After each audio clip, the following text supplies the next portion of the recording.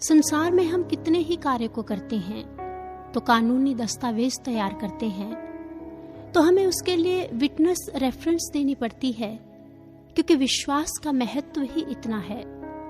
जब बात आती है भक्ति की, तो उसमें विश्वास का और भी अधिक महत्व हुआ करता है। गोस्वामी तुलसीदास जी कहते हैं, जानने बिन न होए प्रतीति, बिन प्रतीति होए नहीं प्रीति।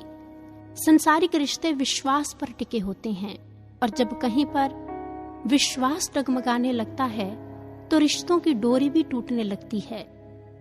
आपसी रिश्तों में दृढ़ता विश्वास के कारण आती है, तो आत्मा के रिश्ते में दृढ़ता बल गुरु के सानिध्य में रहकर उनके शब्दों, उनकी वाणी में विश्वास की आवश्यकता होती है।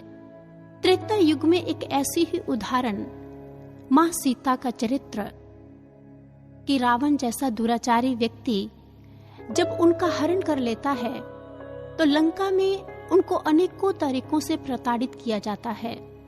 कभी खड्ग निकालकर मृत्यु का भय दिखाता है, तो कभी कटु वचन बोले जाते हैं, कभी अनेकों प्रलोभन भी दिए जाते हैं।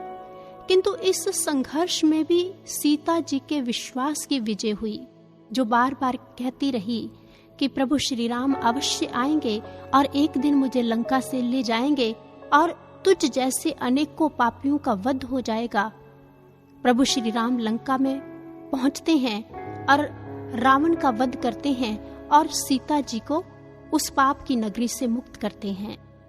इसलिए कहा है, बिन विश्वासे भक्ति नाही, तेहि बिन द्रवी न राम। तुलसीदास जी कहते हैं कि शिष्य का भक्ति पथ पर अपने आराध्य पर यदि विश्वास नहीं, तो वह भक्ति फलदायक नहीं हो सकती, और ऐसा जीव ईश्वर की कृपा से वंचित रहता है। इसलिए एक साधक की भक्ति पथ की राह तभी सुलभ हो सकती है जब उसका गुरु चरणों में अटूट विश्वास हुआ करता है, और यही विश्वास एक शिष्य को उसके लक्ष्य तक पहुंचा देता है कि जीवन में कोई भी परिस्थिति, जीवन में कोई भी हालात उसको उसके पथ से विचलित ना कर सके।